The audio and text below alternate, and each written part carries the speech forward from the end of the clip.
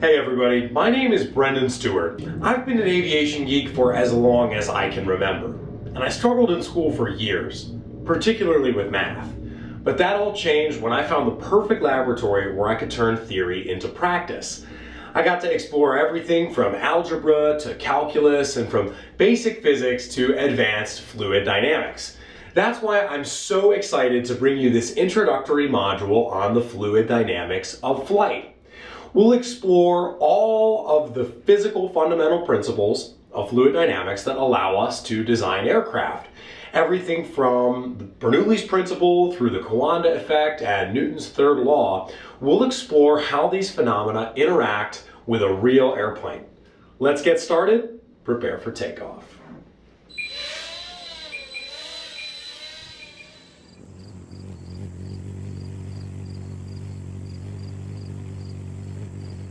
If you look around at enough aircraft, you start noticing some interesting patterns.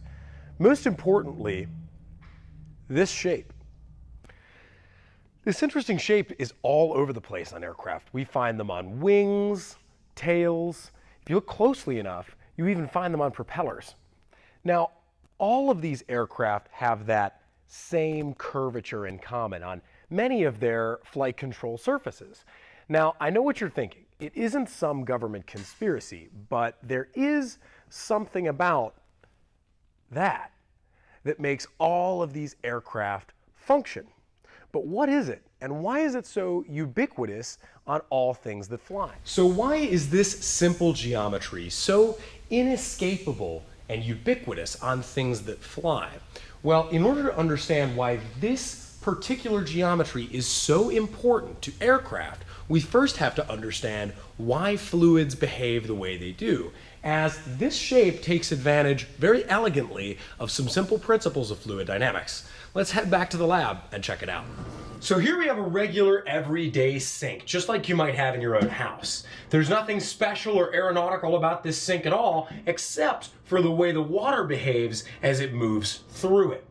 Now, Bernoulli tells us that when we turn this water on, we have a given volume flowing here through this sink every second.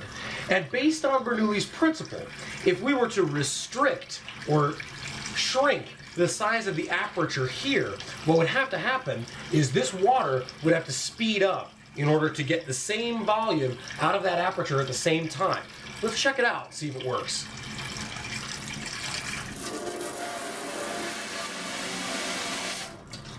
Make that water go pretty fast. So this is the essence of Bernoulli's principle, and this is one of the fundamental principles that makes an aircraft fly. You've probably used this one before for watering plants or spraying somebody with a hose.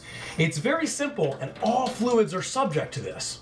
Now, the really interesting part is if we were to take a pressure gauge and gauge the pressure of that water coming out of the spout past my thumb, it would actually be lower than the pressure of the water in this tube.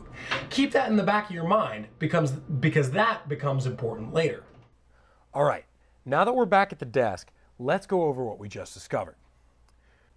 This principle was discovered by this dude, Daniel Bernoulli, who was a Swiss mathematician and physicist living in the mid-1700s. Bernoulli theorized that as fluids like air and water are made up of individual molecules, their velocity and pressure must be inversely related due to the law of conservation of energy. His theory works like this. Say we have a given flow of fluid through a tube, like this one. By constricting the tube here in the middle, we can cause the velocity to go up, way up. And as the velocity rises, the pressure inside this portion of the tube decreases, and vice versa. Bernoulli's principle isn't the final answer, though. To get to the next piece of the puzzle, we have to look to the work of Henry Coanda, a Romanian aerospace engineer of the mid-1950s. Coanda figured out that fluids have a tendency to laminate, or stick to the surface that they travel over. If you interrupt a stream of water with the convex side of a spoon, you can watch it in action.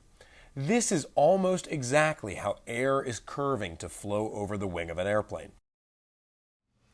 The third and final piece to the puzzle of what makes things fly is Newton's third law of motion.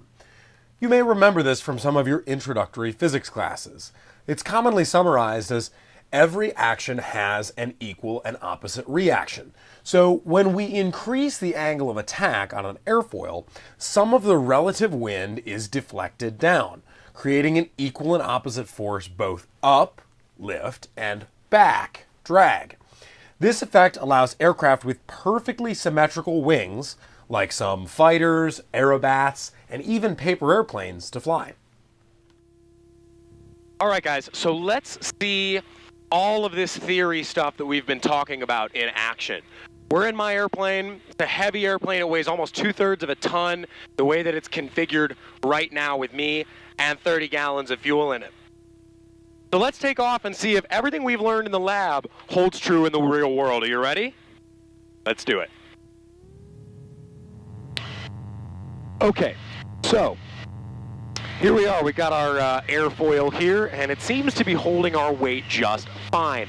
Now, it's important to remember that as my airplane is moving forward through the air, we're a massive amount of relative wind, we call it. Aurora Tower 911 Lima Alpha, ready for takeoff, runway 27. Gotta listen for traffic sometimes. Success 1 Lima Alpha, Aurora Tower, right turn, approve, runway 27. A massive amount of relative wind is coming over the wings. Right now, the relative wind that we're flying through is about 100 knots. That's about 110 miles per hour. So I ask you, what do you think would happen if we slowed down all of that relative wind, but tried to maintain the same altitude by increasing the angle that the wing meets the air? What do you say we find out? All right, everybody, so we've cleared the area of traffic. There's no other airplanes here that could interfere with our maneuver. Now we're gonna do an experiment.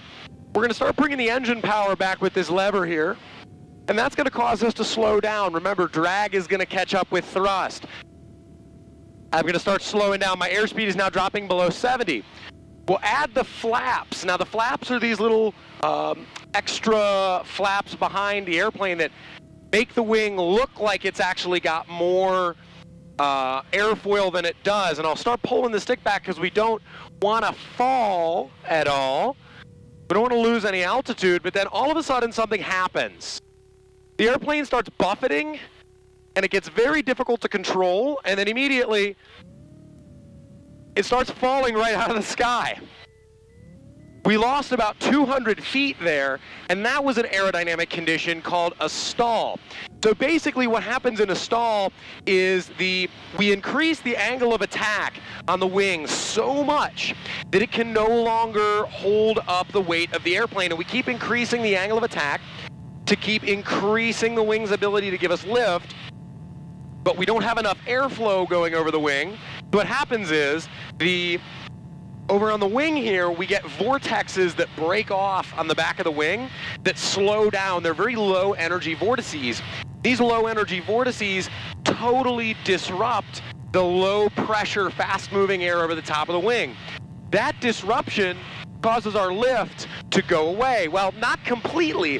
Our lift doesn't go all the way away. I just end up with less lift than the airplane weighs. I need more, remember, I need more than 2/3 of a ton of lift to keep this airplane up in the air. Even though we're producing 500, 600, 700 pounds of lift, that's still not enough to hold the weight of the airplane. And as such, the airplane is designed based on the way the engine is and where the seats are positioned and where the wing tanks are positioned to fall forward, so the airplane accelerates toward the earth, gains that airspeed back so you can stop falling. If you're not in aviation, it's extremely counterintuitive. If your airplane is in a nasty situation like a stall, the safest thing to do in order to regain your airspeed is to point the nose towards the ground. Seems pretty weird, but we're using the assistance of gravity and the weight of the aircraft to accelerate us through the air to get that relative wind moving back over the wings to produce the lift that we need to fly. Pretty cool, huh? Hey everybody, thanks again for joining me for this course, The Fluid Dynamics of Flight. Hope to see you around for the next one.